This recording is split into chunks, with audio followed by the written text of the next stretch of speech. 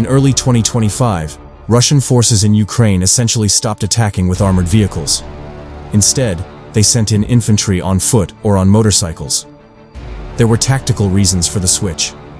It's possible fast-moving bike troops and widely scattered infantry stand a better chance of avoiding detection by the tiny explosive drones that are everywhere all the time over the 700-mile no-man's land in Ukraine. But there was a strategic reason as well. The Kremlin was planning for what Ukrainian drone operator Kriegsforscher described as a last, final battle for eastern Ukraine's Donetsk Oblast, and it expected all those tanks and other armored vehicles it had saved up to lead the way. The armored assaults began weeks later than Kriegsforscher and other observers expected, and they may have begun too late. Kriegsforscher warned that the coming winter, and the dying leaves on a billion trees still clinging to life in shell-pocked Donetsk, would deprive the Russians of concealment.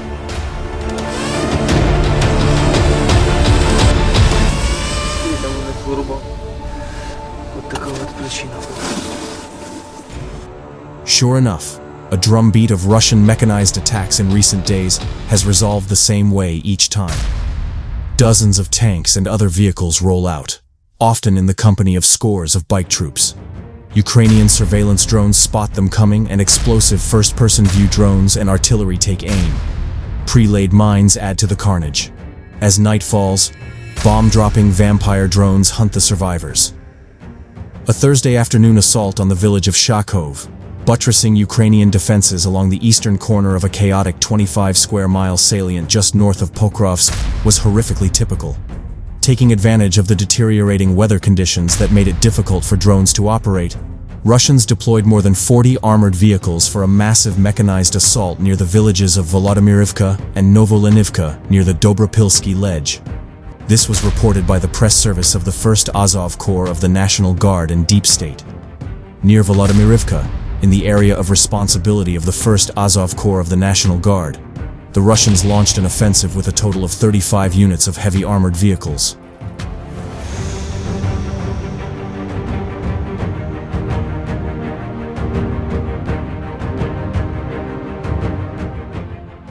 According to the National Guard, as a result of defensive actions, 1 armored tractor, 3 tanks and 16 armored personnel carriers were destroyed and damaged. The enemy also lost 41 motorcycles and 2 light vehicles. Confirmed enemy losses in this sector amounted to 107 occupants killed and 51 wounded. The enemy's goal was to capture the village of Shakov, the Corps said. The enemy conducted offensive actions in several waves and from different directions.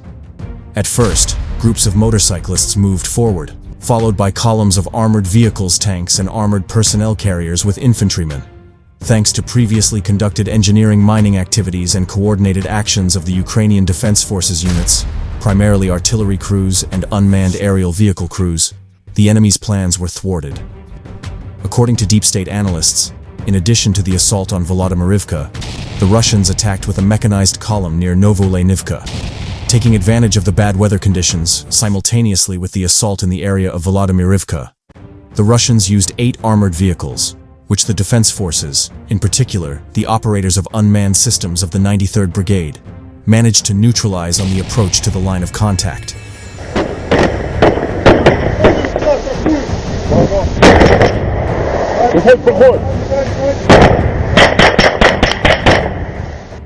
As a result of the repulse, 1 unit of enemy armored vehicles was destroyed, and 2 were damaged.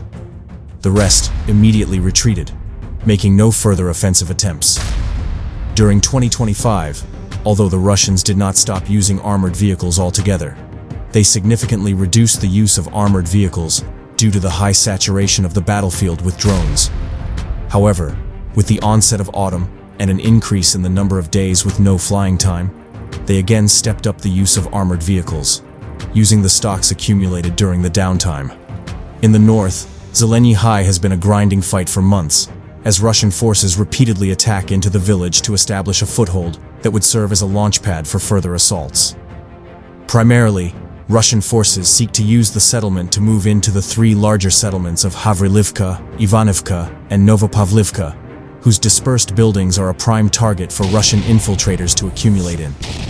Still, Ukrainian defenders have turned every attempt into a costly affair.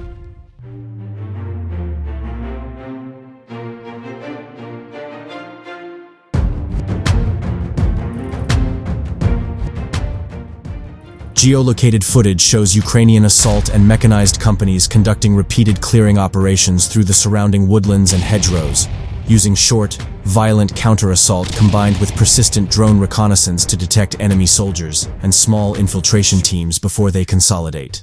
Footage from Ukrainian assault units shows cleared enemy positions on the northern outskirts and localized follow-up strikes on withdrawing groups, as Ukrainians maintain a cycle in which Russian probes are exposed, engaged, and destroyed, preventing them from securing a foothold.